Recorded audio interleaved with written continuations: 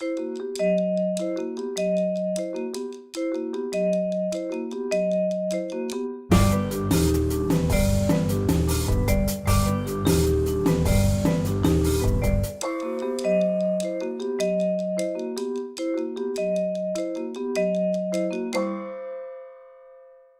e signori, buonasera, benvenuti alla casa italiana zerilli-marimò della New York University. It's a great pleasure for me, also on behalf of the Department of Italian Studies here at New York University, to welcome Vanessa Roghi for the presentation of her book. As you know, the title of the book is La Lettera sovversiva, and this is La Lettera in question. This little white book is probably the most revolutionary book published in Italy in the 20th century. Am I saying something too big? Maybe, yeah, that's something more, but only for in children literature. Okay, more revolutionary than in children literature. Yeah, maybe. And I mentioned in my pensierino, the few lines that we put before the actual invitation, I started with a quote from Graham Greene, that used to say that the only interesting people to him were priests and revolutionaries. And I said, too bad that poor Graham never met Lorenzo Milani, because in one person he would have met both. Yeah. And it's really a fundamental book to understand the second half of the 20th century in Italy, to understand the school and the different reforms and transformations or non-transformations it went through. But also to understand Italian society, and maybe even more than that. And Vanessa Roghi is a historian of the present, as she likes to define herself, and she also has an activity as a documentarist. She works for Rai 3, and she's produced some beautiful documentaries, one on Giorgio Lapira, 3 parts on the history of Italian schools, and on many other subjects. So you can also go on her website and find the documentaries and watch them for yourself. And I think in this tension between divulgazione, basically being able to talk about history to everybody, there is her inner struggle of an historian that somehow takes to heart the lesson of Don Lorenzo Milani. And to talk this evening with Vanessa Roghi about her book, we have a guest, Chiara, who is from Harvard University, where she is about to complete her PhD on Franco Fortini. She will discuss it in about a week. Yeah. So we send her our good vibes and all our good energies for it. Thanks. But we had a conversation of about 20 minutes. I know everything about Franco Fortini now, so it means that she has done a terrific job. And just when I found out that we were about to have Vanessa here to talk about her latest book, I saw this interview of Chiara and Vanessa about the book that they did when Vanessa was at Harvard. And it was a fantastic 20 minutes, 30 minutes. So tonight I decided to sort of step back, because if they do like a little part of what they did in the video interview, I'm more than satisfied with what they did. The depth of their discourse, and at the same time the ability to convey, to explain it also to people who know nothing about the specific subject. Thanks. So you tell me how you want to proceed. Should we say something about this letter? Why this letter is relevant today? Do you want me to ask why this letter is relevant? I'm joking. Ask Chiara. Vanessa, listen to this letter. Tell me, who is Don Milani? On the basics. No. Thank you. I'm really honored to be here, and I'm very happy that Chiara is here with us a week, 10 days before her PhD dissertation. So thank you, Chiara, and thank you, Stefano, to invite me here. Who was Don Lorenzo Milani? Don Lorenzo Milani was a priest. That is something that often is forgotten, because when we talk about him, we talk about an educator.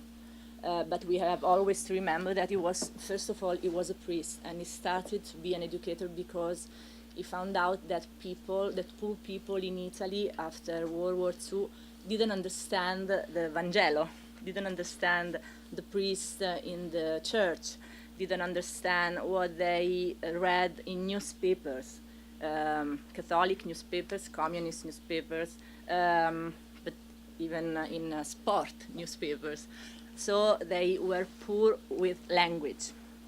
And so, but he found out this because he was in the church, in a church, and he had this contact with poor people because it was inside this institution that in that moment was really changing in Italian society, because church in after-war Italy was completely divided between a very conservative part, but under the influences of French priests like preti operai, the priest who used to work in factories, and Simone Weil lesson, they started to think about the role in society in a different way.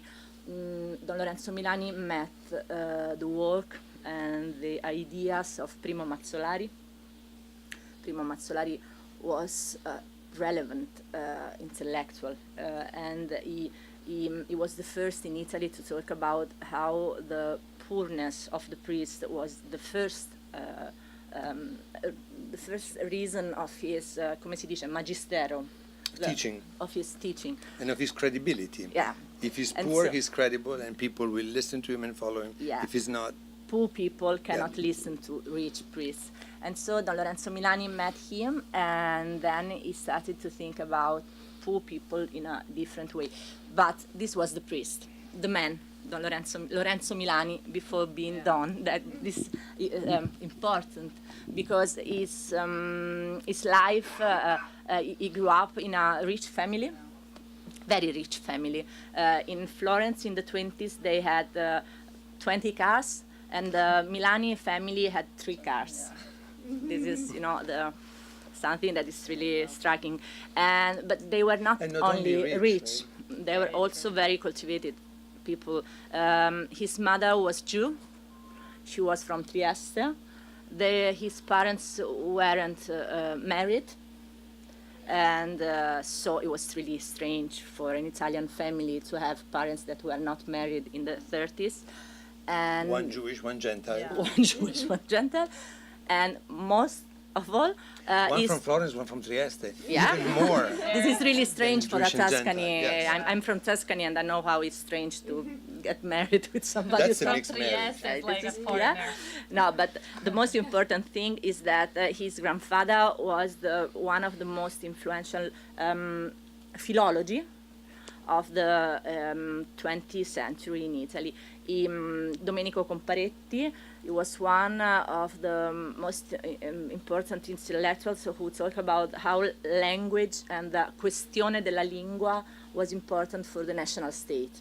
So, un filologo as grandfather, a Jew woman from Trieste as mother, a man from Florence who did not marry his mother because they were laici, like all We people. were secular. Yeah, and so this mix was really strange, and from this mix came the man Lorenzo Milani.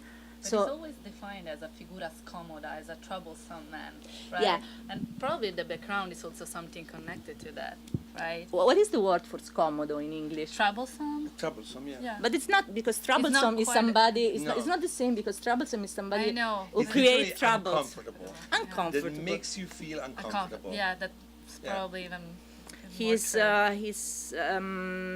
he is come consigliere spirituale, his spiritual guide used to say that Don Milani was not uncomfortable himself, but was somebody who made people feel uncomfortable. And so this is the difference, no? When you say un intellettuale scomodo, but it was not him who was uncomfortable. The other people make wasn't you feel, comfortable yeah. in front of him. And so this is, a short version how of who was. So, how do you reconcile the fact that he was from a very wealthy family and he decided to work to help the poorest of the poor? How these two like the very wealthy background, the fact that he was super educated. There is a quote that I really like. Absolutely. Yeah, because it kind of shows the resentment of Don Milani, almost a resentment against the intellectuals and that particular class and that particular background. He said, ci ho messo 22 anni per uscire dalla classe sociale che scrive e legge l'Espresso e Il Mondo. Non devo farmene ricatturare nemmeno per un giorno solo, devono snobbarmi, dire che sono ingenuo e demagogo, non onorarmi come uno di loro, perché di loro non sono, and so on. So how was he This is able a to tricky. reconcile? I think I don't trust Don Lorenzo Milani when he's because Sì, I scomodo. think because it's always una posizione. It's like he was acting to be to make people feel uncomfortable. Okay, he chose this position, and this position was not a normal position for a man who had this background. His mother was not happy when he decided to become a priest. And then she was not happy when he decided to be a priest in a very small place and not in the main cathedral of Florence. So, but then he felt that if he wanted to be, I think that Primo Mazzolari lesson was really important for him for this. And this friend, he had a friend, his name was Don Borghi, and he was a prete operaio. And so I think that being near to Don Primo Mazzolari and Don Borghi was really important for him to choose not only to be on the poor side, but also to refuse his culture, I mean the bourgeois culture where he came from, because he thought that poor people didn't have to learn the language of the bourgeoisie, but to learn to come posso dire, he had to say, he had to recognize in themselves what they had to teach to the bourgeoisie. And so it's not making the proletariat learn the language of the bourgeoisie. No. Use their own that language. you give them respect Yeah. and the equality of rights, Yeah. but it's only if they are able to impose their own language Yeah.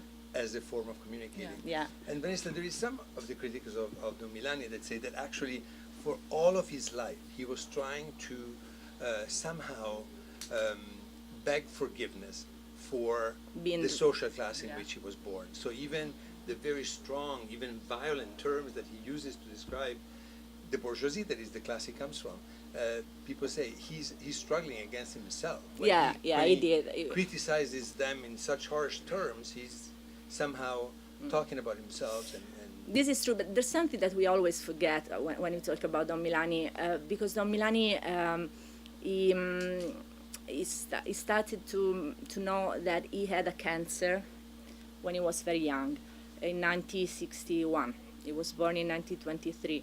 So I think that the last years of his life was really, I think that he became more and more aspro, more and more harsh against the class where he came from, but also because it was more harsh against life in general. I think that his illness is really important to understand why he was so brutal, because he felt that he had no time. And I think that we have always to think about the human reasons why somebody acts like he acts.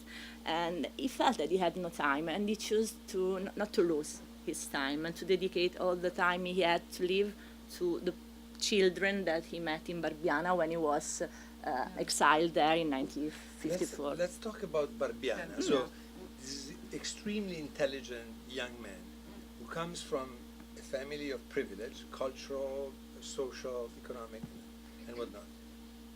Out of the blue, decides to first he converts, he becomes Catholic, he's baptized, and then he decides to become a priest against all of his family and all of his cultural environment. He becomes a priest, goes to the seminary, accepts the discipline and the obedience, very harsh obedience that the church imposes on him. And after an experience in Calenzano, where he writes a fundamental book to which we could go back, but Yeah. now I want to go to the Lettera. To Barbiana. He sent to not even a village, it's No. like a hamlet. There were a total of 39 people before he arrived, and then him. They wanted to close the church. Yeah, and instead of closing the church, they sent him. Yeah. So one of the most brilliant minds of the Catholic Church in Florence at that time, and they basically sent him into this internal exile in these, literally a hamlet. It's the church, the cemetery, and 3 houses, but scattered in the valley. Yeah, there's something heroic in this tale of Don Lorenzo Milani. But what we know is that when he arrived in Barbiana, he wanted to die. He wrote to his mother that he thought to commit suicide, and this is not normal for a priest. And so, again, we find the man, and not the Santino, the imagine of the man. But then, then he wanted to die, but then he said, okay, this is my place. Then he wrote to his mother. His mother was his best friend, the person who he used to write every day. The letters to the mother are magnificent. Magnificent, yes. And the second thing he decided to do in this theatrical attitude he had, I told you before, he went to the ufficio of Vicchio, that is the comune near Barbiana. The city center where yes, city. I mean the village. Yes, and then he asked to the man who worked there to if he could buy a grave. Of land for his grave. Yeah, and this is the myth. We know that he went there, and then so he said, I want to die here, I want to stay here all my life, even if this is the last, part of the war, but I want to, I will die here. He was not even 40, right? No, because he was 54, he was born in 23, so he was 31. And but the real thing is what Adele Corradi, that was a teacher who worked with him from 1963 to his death in 1967. She writes in her book that he went to the office and he asked for a place for his grave, but the man in the office told him, but Don Milani, what are you afraid of? Do you think that you won't find a place when you will die? Don't worry. There's such plenty. There's plenty. So this is another part, the difference between the myth of Don Lorenzo Milani and the reality. And he laughed. He laughed for this. So he was theatrical, and then but he was also a man who was desperate when he first came to Barbiana, because Barbiana was really nothing. I don't know if nobody here has ever been there. Have you been there? Yeah. And I went there last year with the school, and I thought I want to be like Don Lorenzo Milani and walk to Barbiana. I don't want to go there with the car because now there's a route that goes there, and so I can go with the car. No, I said no. I want to be like Don Lorenzo, and at the end of this very high and scomodo and uncomfortable, that was uncomfortable. But yes, I felt really bad because it's really it's 1 hour and a half walk, and in winter time, and with the snow, and there was no electricity, and there were no telephone, and these poor people, because when he was in Calenzano before, he met young guys who used to work in factories, so they had the culture, the working class culture. But then he met mezzadri. Mezzadri means families that lived in the fields, from generation. My grandmother was a mezzadra, and so I know exactly what I'm talking about. And they lived in these very huge families, and children, they stopped going to school when they were 7, 8. Mezzadri. Sharecroppers. And so he was desperate because in Calenzano he could talk with young men that work in the factories, but then he had only children that left school when they were 7, and so that was Barbiana in 1954. And that was one of the problems he talked more about in the Lettera, the fact that children so young just decide to drop out of school. That was probably like one of the most decide, important but they were also Yes, drop out. of course, Yeah. obviously. Yeah. But he decided to, Don Milani decided to roll up his sleeves at some point and to start working with his children, right? And I mean, we know that Lettera doesn't come out of the blue because he was already a prolific writer and he wrote some very important works. But what he was doing in Barbiana was really special. What he was doing with this I kids. think it is the force of desperation, because I think that he was really pushed by the desperation of being there, and he said, okay, I have to back to school, like in Calenzano, but now the people I have in front of me is completely different. They are children, and he went to, How many children was he teaching to? at the beginning there were 5, 6 children, So then very small group of very small group of children. Then when people started to hear that Don Lorenzo Milani was making school to poor children, the parents started to send children to him, because these children they have been rejected from the schools in Vicchio, in Florence. They had to spend a lot of time to go in these schools, and then when they were in these schools, they were always the poorer, the poorest children, and they had no books, and they had no chance to. And they would be forced to repeat the same Yeah. class Yeah. 1, 2, 3 times. Yeah. That's another So they would topic. like be 10 years old and they were still in the second Yeah. grade. Yeah. They felt rejected. They felt not part of the thing. Excluded. The school was not made for them. Yeah. So he decides to make his own school. Yeah. How would you define his school? How was it? How was to be in that school with Don Lorenzo? Was it nice and easy? Everybody smiled and they sang No, no. The pedagogical language will talk about Barbiana, will define Barbiana as a comunità autoeducante, a community that self-teaching community. self-teaching community. That's what they did. The older made school to the younger, and they follow the practical schools programs. In 1963 in Italy, the primary school was the first part of secondary school was united, because before in Italy we had 2 different schools. Different junior high schools. Yeah. Basically, when you were 10, you had to decide what to or follow. Society decided for you Yeah. whether you would go to the scuola media, the traditional junior high school, that would give you access to high school and eventually to university. Yeah, and Or- when you learn Latino, when you You had a more classical training education. Yeah. Or avviamento. avviamento professionale. So Professional. after the 5th grade, you would do a school of about 2 to 3 years where you would learn a trade. And there was no way after that to change. access the regular high school and much less to go to the university. No. This was the decision that was made when you were all of 10. Yeah, it's the same in Germany now. I mean, it's not so uncommon. But in 1963 in Italy there was this reform that united the school, but then in Barbiana before 1963 they followed the professional school system, and so they had courses of technical things, Carpentry. carpentry, Electricity, yeah. masonry. But the most important thing for Don Lorenzo Milani was the language. He could spend 1 day on 1 word, and that was his. This is the lesson. I think the most important lesson of the school of Barbiana, because when somebody heard a word that didn't understand, they could stay on this word for all the day.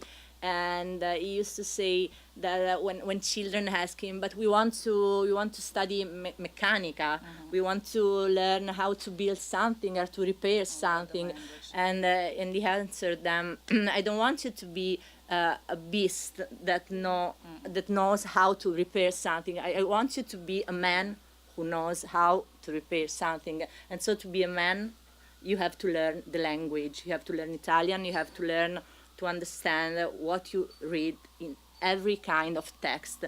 And This is maybe one of the reasons why you chose also il potere delle parole as Yeah. the subtitle, also Yeah. referring to De Mauro, which was another important figure in the 60s. In 1963, he published the Storia linguistica. dell'Italia Unita, the history of the unified Italy, and there was a pivotal text for a more democratic reflection about the language and the usage Would of you the say language that in school. both of you, that Don Milani considered language as a weapon? Yeah, he did. He did, and but I think that when Tullio De Mauro published the Storia linguistica dell'Italia Unita in 1963, he wrote a militant book, but it was always an academic book. This book became a political book after Lettera a una professoressa. And Tullio De Mauro recognized this. He said, I've always been studying Antonio Gramsci. I learned by Antonio Gramsci how the questione della lingua is important for the working classes, but I know how to practice this only after having read Lettera a una professoressa. Before everything was a theory. Now is a political fact. Lettera a una professoressa is the cerniera, is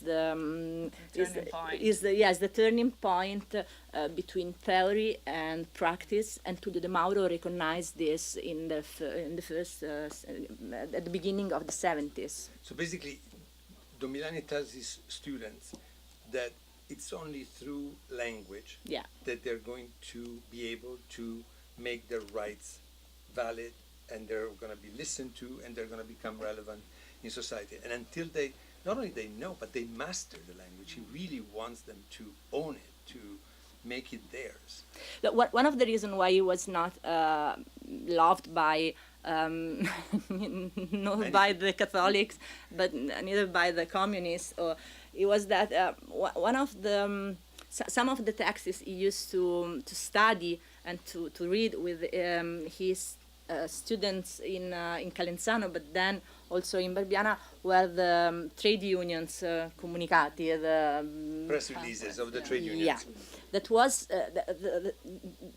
the text, a kind of text that has been written for working class. Okay, but they were completely not comprehensible. Understandable, yeah. You could not understand this kind of text, and so he wrote a lot of letters about how the trade unions language was completely not good for the working classes. You know how the trade unionists were in love with him. But I find that this is one of the most important things that he did, to destroy the rhetorical of the language. Because the rhetorical of the trade union has being always on the side of the poor people. But if their language is not understandable by poor people, how can they use trade unions to become cittadini sovrani? That was his point, his most important point. So, yeah. So another important aspect of your book, I believe, is the fact that you try and you succeed, in my opinion, to reconstruct cultural, I would say, history of Italy during the 60s more in general. And you talk about many other important figures. And we could discuss a lot about the relationship between Pasolini and Don Milani, Fortini and Don Milani.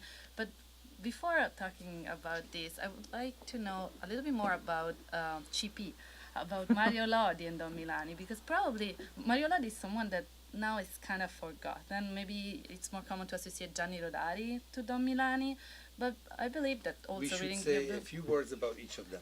Yeah, About Gianni sorry. Rodari and about Mario Lodi. Why Okay, don't you yeah. And I think their experiences were pretty similar. And the moment that you describe when they met each other is pretty powerful. So maybe you can say something about Lodi's experience and then Rodari's as Mario well. Lodi was a teacher. Elementary school. Elementary school teacher, and in the 50s he wrote a very important book with his children, Collective book. a collective book with his children, of this small poor school in the north of Italy. And what he found out in his book was that to create a link between the teacher and the children, you have to be interested in the life of the children you have in front of you. And so he started to write stories with them and to invent problems and to invent a new way of teaching in primary school. Very connected to real life. To real life, Yeah. yes. One of the things for me more moving is that once they went in the small garden they had in the school, and they decide to measure the area of the sun, that every child had in the ricreazione, in the break. Yeah. And so measuring this area of the sun that every child had in his break, he found out that he thought children, that school could be something that was really related to them, to their lives, to the daily lives.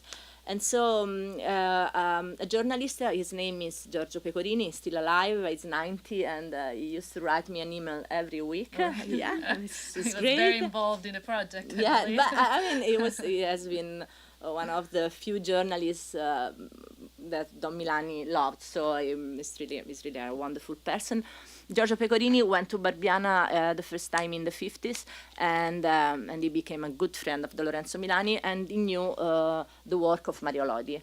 And so he told to Mario Lodi, you have to come with me and meet this strange kind of priest that is doing something that it's like what you are doing in public school, in a small Catholic school in a church, because it was not a Catholic school. You would say that the school was a confessional? A confessional. But the teacher had to be a priest. Yeah, exactly.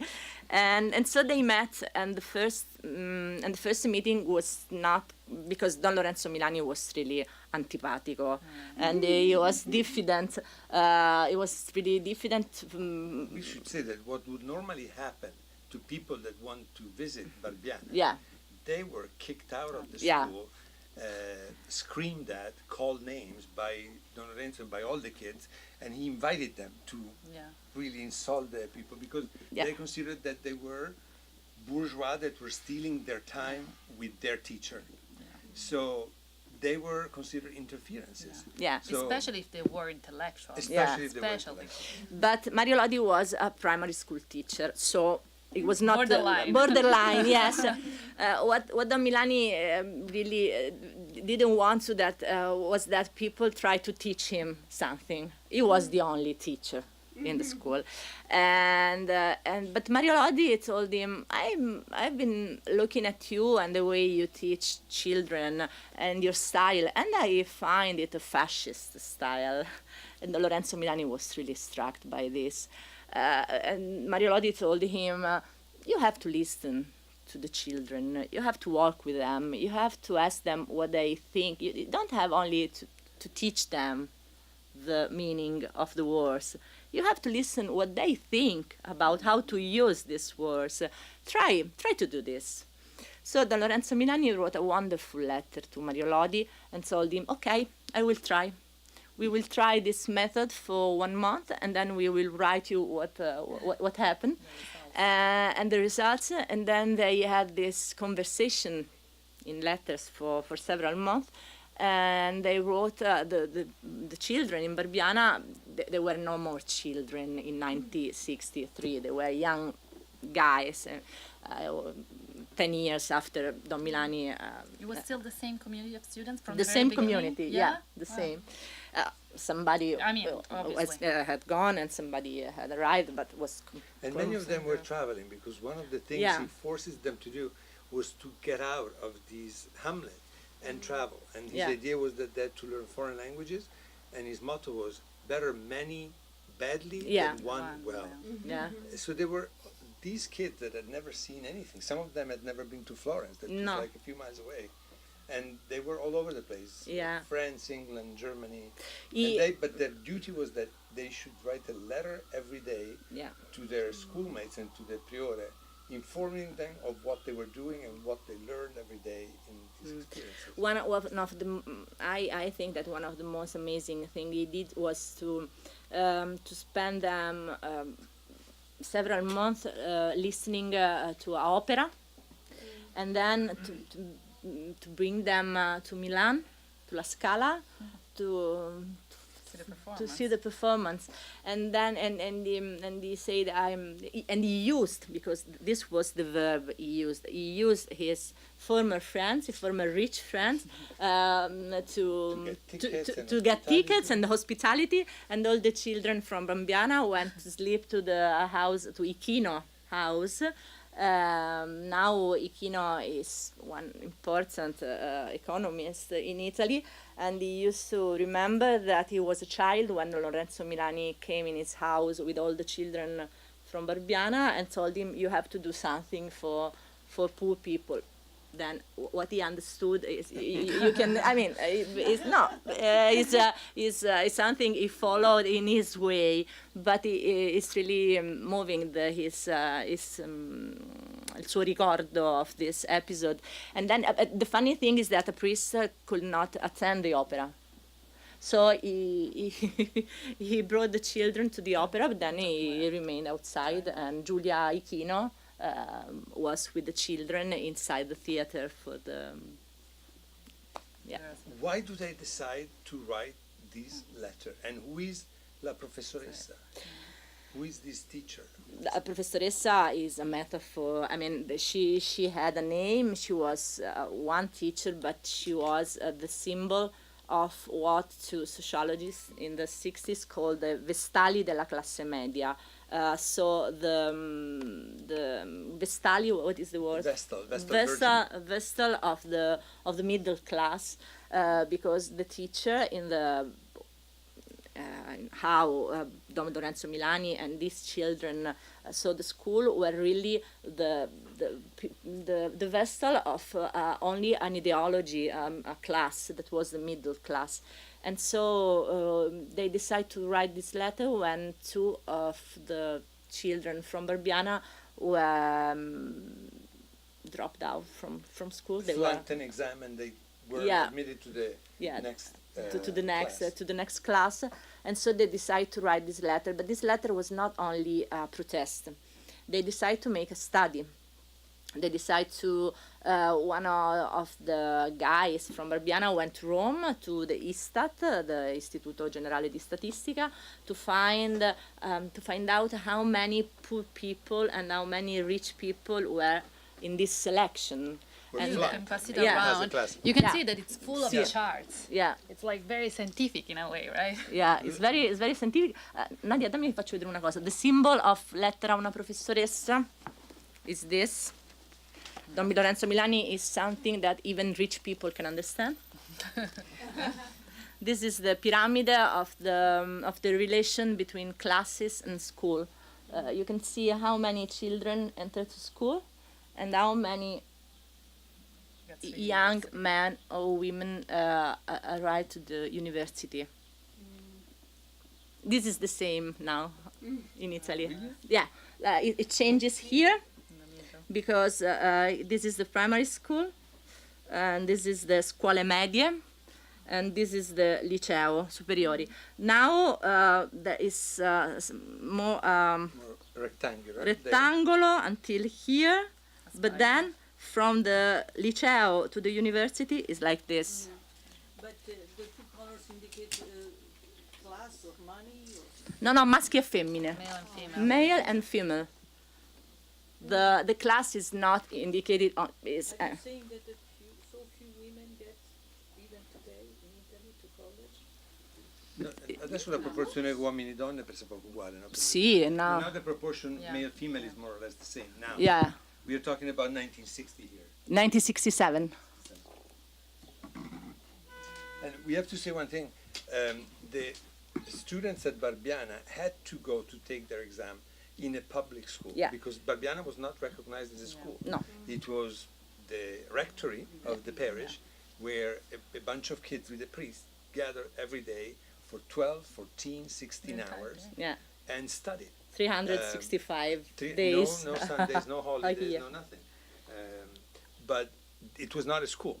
So at the end of the school year, they would have to take their bus and go to the closest center where they had to take an exam on all the subjects with the teachers of that public school that decided whether they were ready to be admitted to the Yeah. following class or to be given a degree, a diploma of some sort. That's why these two kids go take the exam and they flunk. Yeah.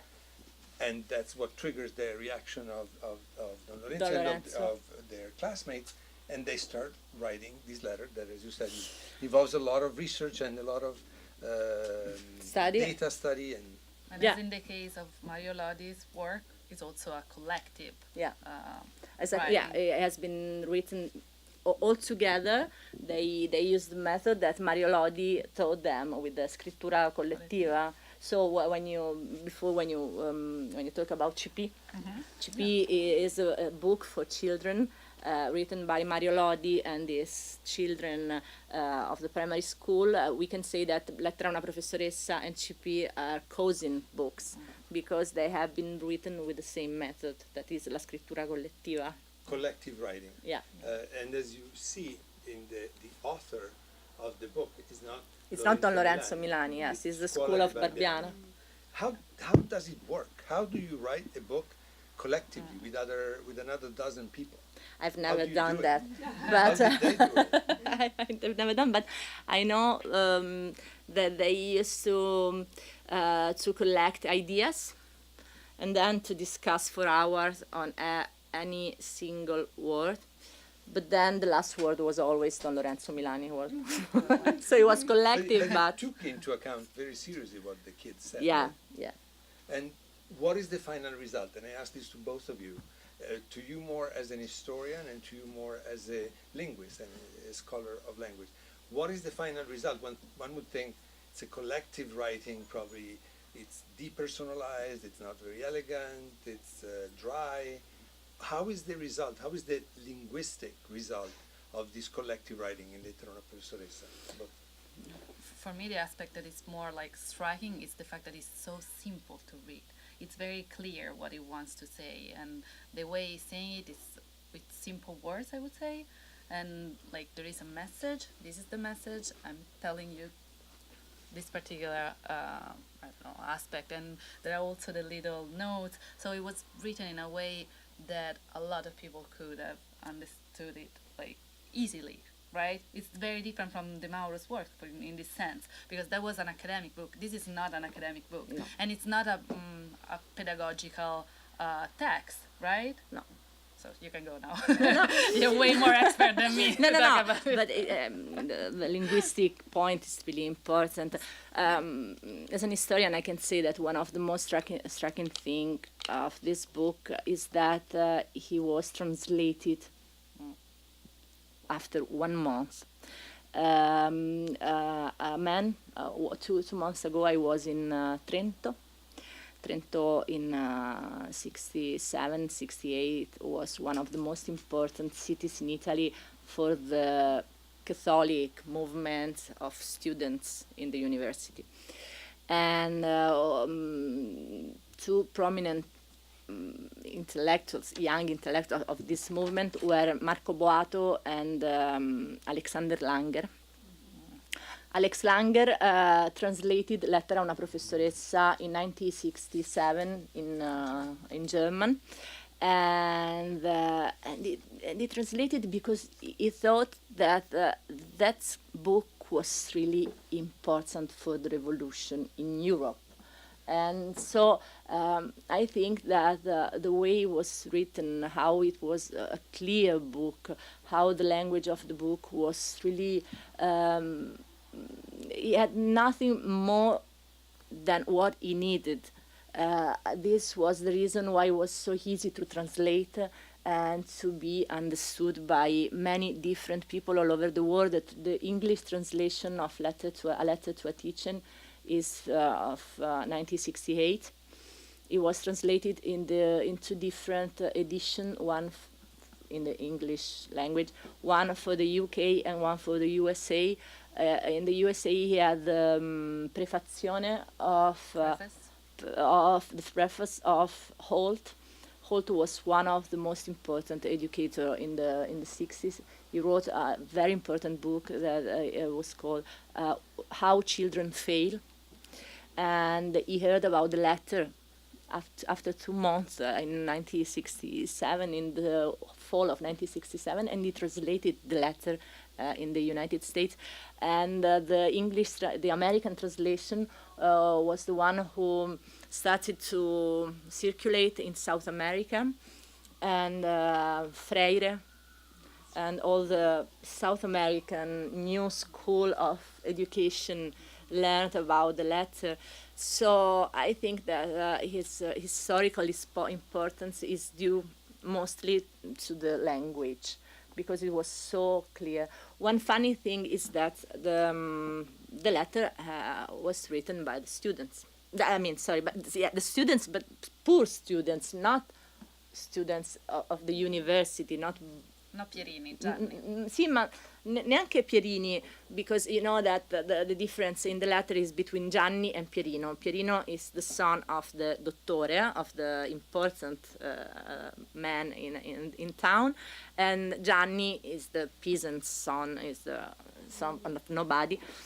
But Lettera a una professoressa was written by poor people, and so somebody told me that once Adriano Sofri was a student in Pisa in the middle of the 60s. When he first heard about the Lettera, he was really, come si dice, preoccupato. Worried? He was really worried that this book had been written by poor people, because the reason was that if poor people can take their own language and create something so powerful, what is the role of the intellectual in the in the society? What are we now? what do we need to? And this is not a joke, because the difference in 1968 was between Maoist. The Maoist movement in Italy, who thought that poor people, peasants, can that's why Lettera a una professoressa was called a Maoist book, and the other part of the left movement that wanted to create a new role for intellectuals. And so I think that the episode of Adriano Sofri is really important to understand why this book was such a strange object. Franco Fortini, you can tell us about Franco Fortini. Come on. Before we proceed, we have basically expressed our enthusiasm for this book. Yeah. And we said that it's revolutionary. What are the things that the students and Don Lorenzo suggest in this book? Because they propose solutions. They are very practical. What are people supposed to do according to them? What are their revolutionary proposals? That everybody should have a school like Barbiana? Go ahead. No, because Don Lorenzo Milani was really clear about this. He was really clear about thinking that his book, his method, his story was not a model. He used to say, this is what I did in this place, in this moment, and the only thing that you can learn from me is that you have always to face things that happen in front of you in a different way. I was with this boys in this place, and I did this. But when you'll be in another situation, do in another way, because you have always to find a new way, because people are always different.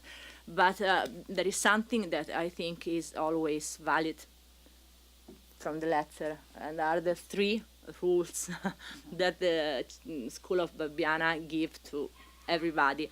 Primo, non bocciare.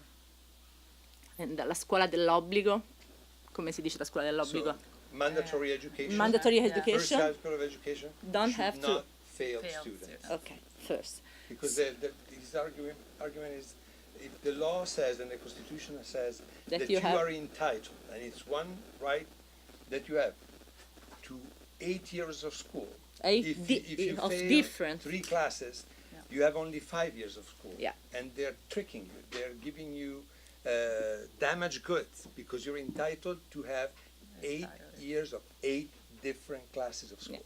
So first, Primo, non And by bocciare. the way, this is such a current topic. I mean, the other day I read an article on a very important blog about literature, le parole, le cose, and they were still talking about bocciare sì o bocciare no. Nella scuola dell'obbligo. Nella scuola dell'obbligo, again. So, I mean, this book is still very, very important nowadays.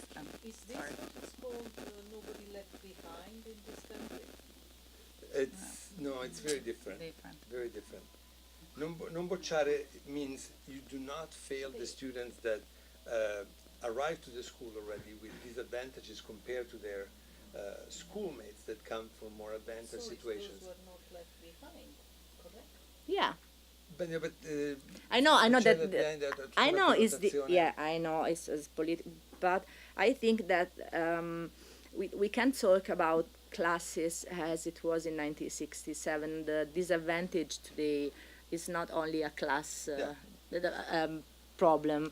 So I think that we can rethink the first comandamento di Don Milani, Yeah. non bocciare. Is And not of course, he's talking about mandatory education. Yeah, The mandatory first cycle of education. Yeah, education. yeah. He's not talking about high school. He's not talking about university. Yeah. Does not want engineers that do not know how to build bridges. Because that's normally the conclusion. Oh, and then we're gonna have doctors. to that don't choose know. to be an engineer. No, he's not talking about that. He's No, talking no, about no. elementary school and junior high school. Second rule. Second role, agli svogliati dargli uno scopo. People that don't want to do, To students who show no interest, give a purpose. Yeah. yeah, Motivate the And a way students to that seem motivate them. more lacking of motivation. don't leave them Yeah. behind. Just give And in them, this case, we yeah, don't try yeah. that behind. give Don't them, let give them. anybody to get lost in the Yeah. meanders of They have school. to feel themselves as protagonisti Yeah. of the school. Find a way to motivate them. Yeah, right? and third, school for a longer period, tempo pieno. School for Not only in the morning, but also in the afternoon. The entire day, basically. Don Yeah. Milani would have loved to stay Yeah. there morning and night. Yeah. And That's educate. I think that is because he had no television in Barbiana. No, but the point is that if, again, to compensate the social differences, if you are Pierino del Dottore, if your father is the local physician and your mother is the professor of Latin and Greek in the local high school, when you go home, you have other Yeah. 8 hours of school with them because you're surrounded by books, because they hand you the books, because of the kind of Yeah. conversation you hear around you, because it keeps improving your level of knowledge Yeah. of the language. So the only So the only ones that yeah. don't have full-time school are the kids that belong to the lower social classes. That's why the full-time and more school time for him was very important to compensate for these differences. And it was also connected to the problem of the tutoring. Yeah. Many of the students Yeah. couldn't afford a tutor for the afternoon, so while the Pierini could. So, I mean, they were still studying in the afternoon thanks to other professors. We have been talking a lot about how schools in Italy are still classiste in the last month because of an article of Michele Serra 2 weeks ago. I think that one important problem of differences of classes in Italian schools is that il tempo pieno, come si chiama? Full time. Tempo pieno. Full The full time in Italian schools has become more and more for people who don't need the full time because they when I was the full time was introduced in Italian school in 1971. And at the beginning, for the first 10 years, the tempo pieno was half school and half laboratori, teaching classes, workshops, musica, disegno, drawing, tipografia, falegnameria, come si dice? Carpentry. Carpentry and Barbiana. Barbiana, but with, fancy name. Sì, a fancy name. Not so fancy, tempo pieno, but okay. But then from the 90s on, il tempo pieno has become a full school time. 8 hours of school. And when you can stand 4 hours of school because you don't have a culture, in your family, when school is too heavy for you, how can you afford 8 hours of school? So I think that today the problem is that the full time has to become more empty of school. I don't know if I'm clear. I think that we have to liberate school from all this school time and give back to children a little bit of Barbiana, Because they would also climb on trees and learn More how to playful swim. education. yeah, and learn how to swim in a swimming pool that was like size. this size. Yes, okay. So I think we can open up to the two questions. Yeah. Vanessa and Yeah. Chiara. Yes. ma'am. I have a comment, also a question, but a comment. I have been in this country for 40 years, and this book, my brother gave me this book last summer when I went to Rome. Are you a I'm from teacher? Rome. this book, Yes, I have it here in my bag.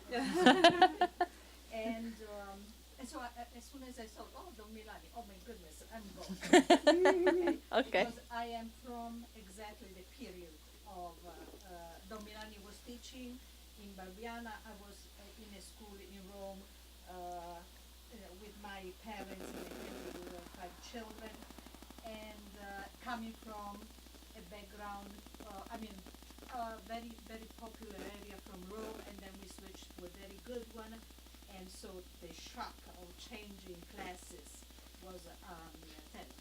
But anyway, it's not my comment is this. I noticed that my American friends here do not know one major thing in Italy. Until the introduction of TV in every house in Italy, Italians were speaking, the ones who did not come from very privileged places and families, Italians were speaking dialects, which means I'm from Rome, and if I go to Cecchina or something like 20 kilometers from where I was in Monteverde Vecchio, I wouldn't understand what they were saying because the dialect is so different. I know some words, but imagine between Rome and Naples, forget it. It's 2 different languages. And with Sicilian, even more, because there is Arabic, there is influence of Turkish and everything else. The dialects, we were practically like, I would say when I talk with Indians from India, same situation. They do not understand each other until the introduction of the TV, and then everybody in Italy listened to the official Italian. So I think, I'm not sure how you see it as a historian, that the point, the revolution that Don Milani seems to have done in Barbiana was that if you don't give the same language to the poor people, they can never get ahead in life. They need to express what they want in a language that is understood by the others. And they cannot be understood if they talk Florentine, or well, maybe Florentine is beautiful, so it can be understood. No, but this is the point. point. Yeah. This is the point. Sorry. And this is the comment, and the comment on the language, the importance of Don Milani. It's a revolution for these kids. These kids learned how to say what they wanted to say to people who did not get it because they didn't have the common language. Now they do have language, and I tell you what I think about you. And they wrote a letter, and they think, dear professor, I'll tell you what I think about you. Yeah. I really had a good time on the subway. I read the first part. The other thing is the Scusami. question. How come was Don Milani sent to Barbiana in the first place? I never read too much about his life. How come? Was it a punishment to him? Yeah. No, but before the first thing is television was introduced in Italy generally in 1954. 1954 is the year when Don Milani arrived to Barbiana. is, I don't know if it's a coincidence, because before studying Don Milani, I've been studying television, so maybe in my life, this 1954, there's something, yeah, there must be something important. But yes, it's true. Tullio De Mauro wrote a lot of articles and books about television and how television changed Italian language, and how Italy was united by the language of television. But Don Lorenzo Milani was in Tuscany. I'm not saying this because I come from Tuscany, so I'm not, you know, but Don Lorenzo Milani thought about this. He wrote, I don't remember to who, but he wrote, you don't have to think that since I live in Tuscany and I have people from here that they understand an average Italian, because normally the Italian has been created since Alessandro Manzoni on the Fiorentina language. The problem was not the dialect, was not the average Italian. I told you about the trade unions papers.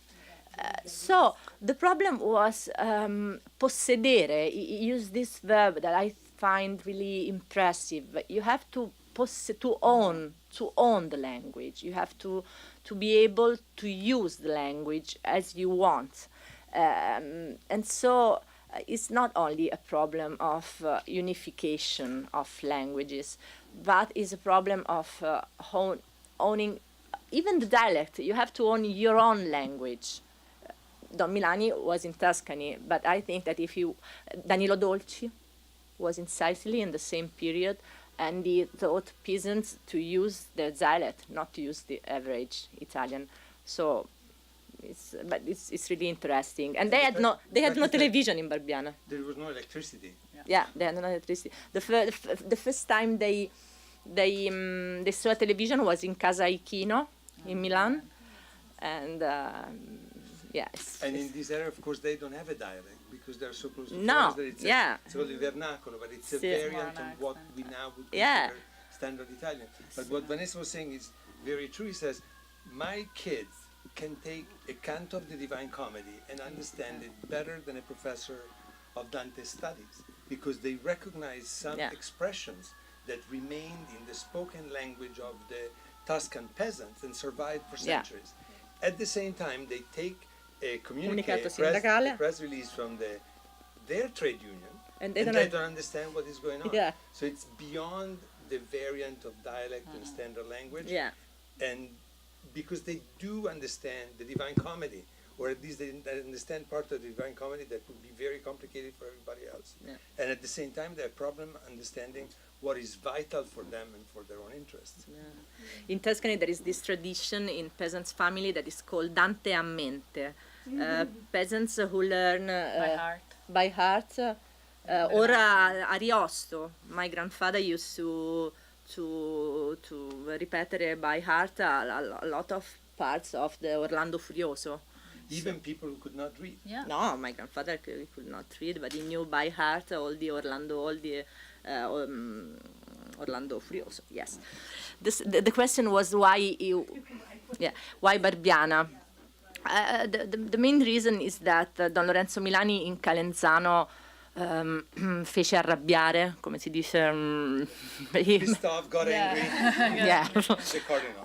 No, not only the cardinal, everybody, because he told to communist workers to go in the church in the evening to school. Forget the party.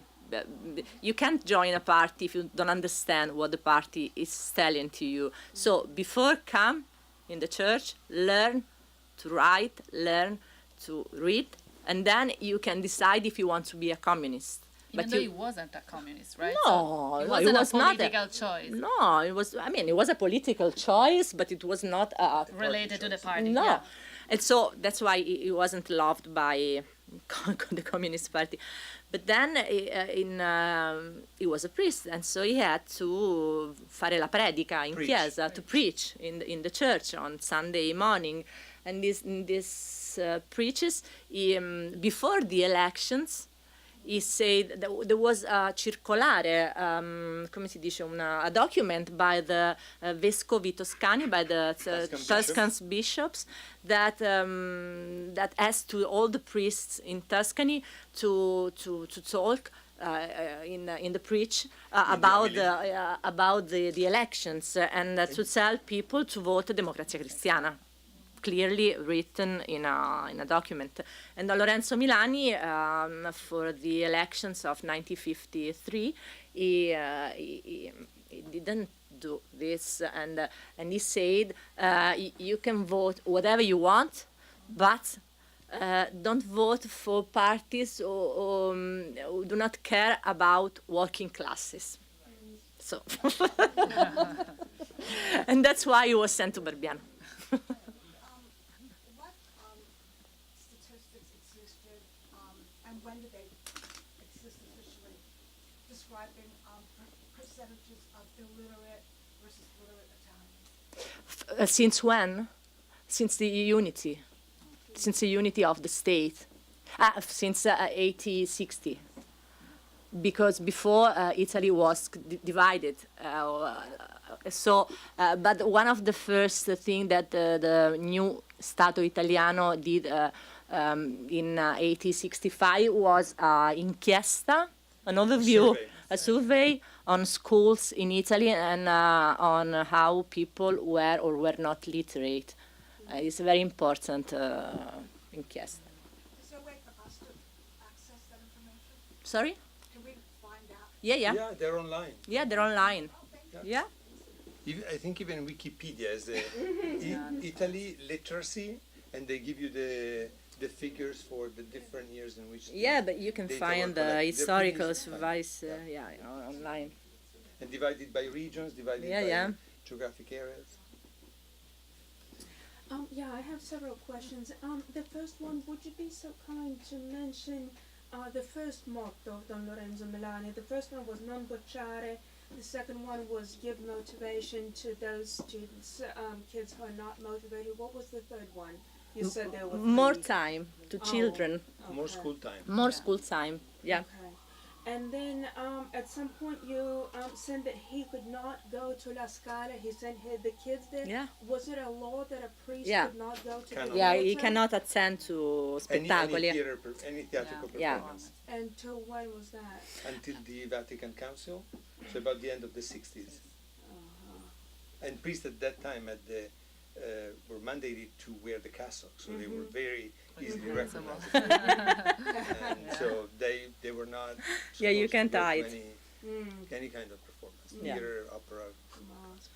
And sorry, third question. No. Besides, dover fare la predica domenica mattina, how was Don Lorenzo Milani different from Lorenzo Milani? I don't know.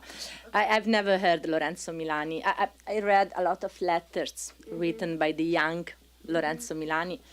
And I think that they had, Lorenzo and Don Lorenzo, they were similar because they took everything very seriously, but also lightly. I find that the ironic way of looking at the things of Lorenzo Milani was one of the things I loved most of him, because he was always irreverent, and he talked about, used to talk about everything in a ironic way. It was really serious but ironic too, and I think that this was true in the letters that he wrote when he was a guy, and this was true in the preaches that he did in church. So I think this is one, and he was really, really clever.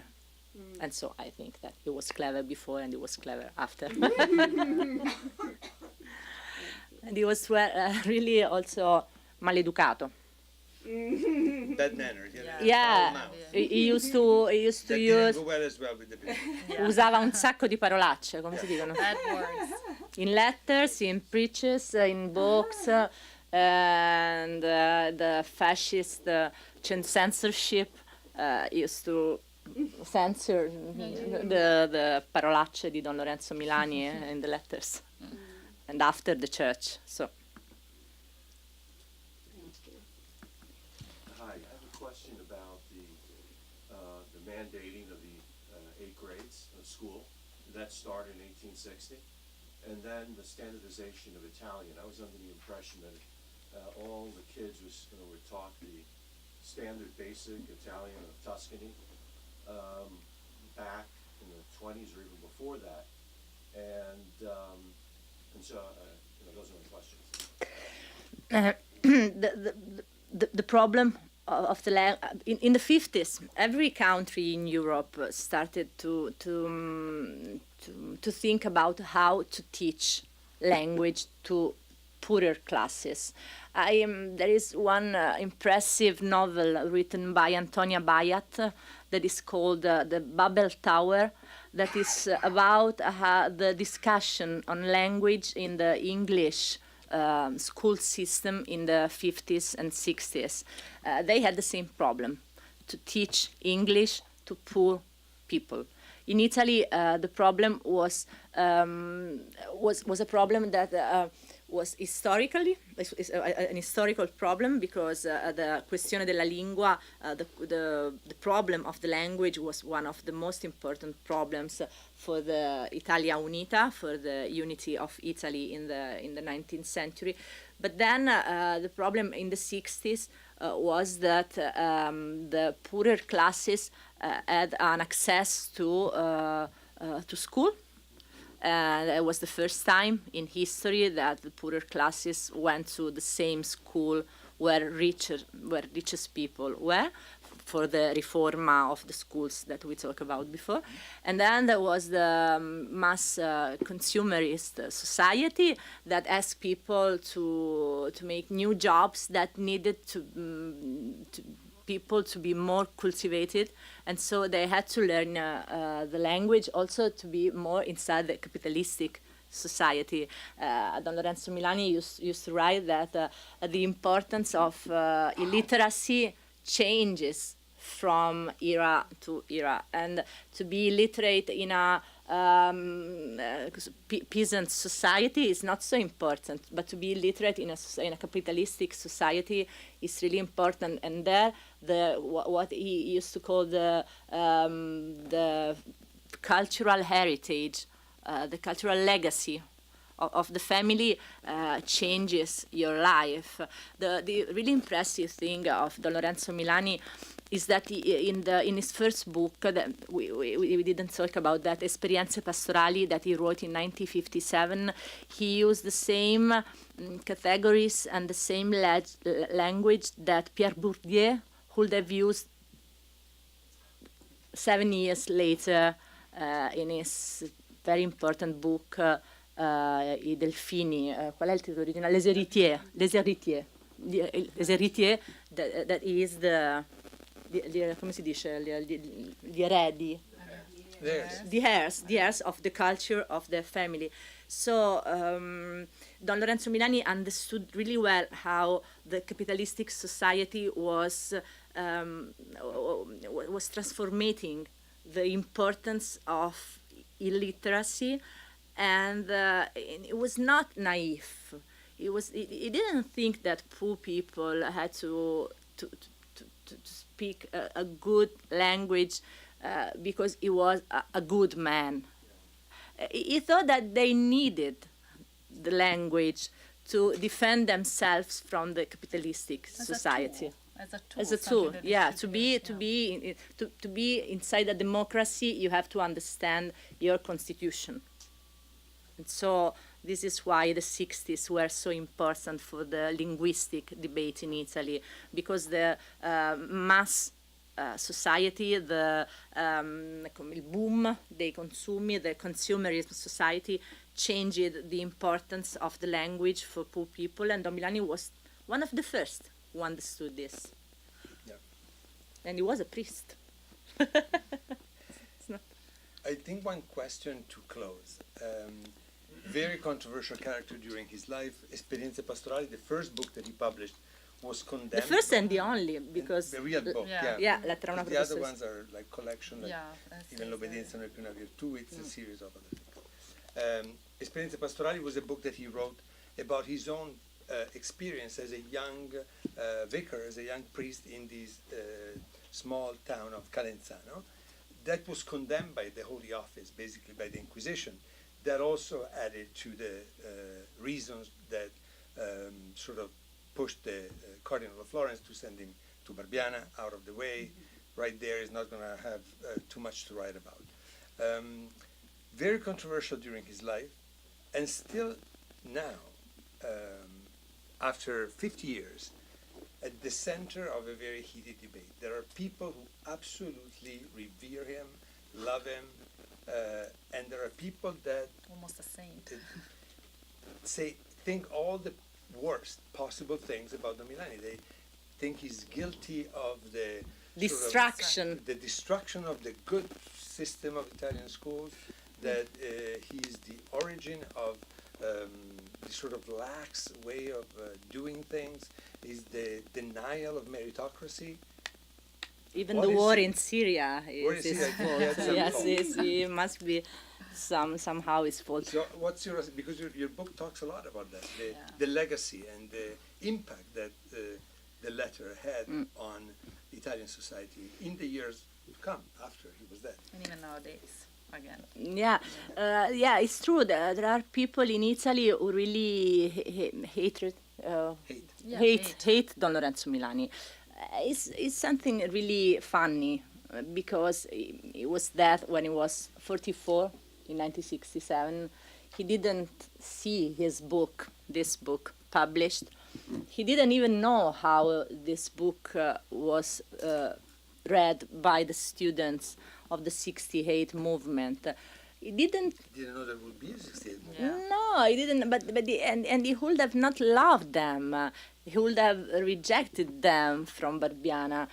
But there's a lot of people. I mean, not a lot of people, but an influential group of persons that still now continue to write on newspapers that Don Lorenzo Milani was the master, the cattivo maestro, the bad master of Italian 68, and the reason why the schools are terrible, and this is not true because schools in Italy are not terrible, but the reason why the schools in Italy are terrible, the decadence of school, and the reason why Italian students, they cannot understand a book when they read it, because this is what people like Ernesto Galli della Loggia used to write on Il Corriere della Sera every month, is Don Lorenzo Milani. And the Don Milanismo. And the Don Milanismo, that is the philosophical thought that we is we don't even know Lorenzo what Milani. it is, right? And they in this party of destruction of Italian culture and school, they put together Don Lorenzo Milani, Tullio De Mauro, and Gianni Rodari. And then 1968. Why? Because Don Lorenzo Milani destroyed the school, mining the authority of the teacher with Lettera a una professoressa. Gianni Rodari, because he thought that you can learn grammar not only with Nazi manners, but always enjoying fun. it. Yeah, Creativity. no, it's not possible. You can't learn anything if you enjoy You it. have to suffer. You have to suffer, yes. And Tullio De Mauro, because he thought that the language is not always the same, but changes in history. And poor people and rich people contribute to change language in the same way. These three men are the reasons why. The culprits of Yeah. Italian decadence. Yeah, but you can see by yourself how this is a funny thing, and it's not true, and okay, but it's really dangerous because a lot of people in Italy think that they are right, think that the school need to be more authoritative, Authoritarian even. authoritarian, and But Don Milani was actually a very authoritarian teacher. yeah, Absolutely. but I don't remember that. Well, and as a way of closing, I would like to thank Chiara Trebaiocchi and Thank Vanessa you. Roghi very much for Grazie this mille. lively and engaging discussion. Don Milani in recent years has acquired at least one fan who happens to be there in a quite prominent position. And this past June, Pope Francis left the Vatican and went to the Bozzoli, my hometown, and to the tomb of Don Primo Mazzolari, and to visit the tomb of Don Lorenzo Milani. And Don Milani, that for all of his life wanted to have a recognition, because your question was the question that everybody was asking. God knows what terrible things he must have done to be sent to Barbiana. And he was saying, I want a public recognition on the part of the church that what I've done was also on their behalf. They're like, he was saying, they're squandering a patrimony. I don't want merit for myself, I want it for the church. So it took the church, what, 50 years? Beh, rispetto ai tempi della Chiesa. Absolutely. Che sono So millenari. Pope Francis went to Barbiana this past June, and he gave a beautiful, beautiful speech. I have to say, Yeah. if you have a chance, look it up on YouTube. It's really a very, very beautiful speech. And he was speaking next to the pool that is, as Vanessa remember, as big as this table. And the grave And the grave. that he wanted to buy. And then he got bought. it, Yeah. Thank you again very, very much. Chiara Grazie. Trebaiocchi, Vanessa Roghi.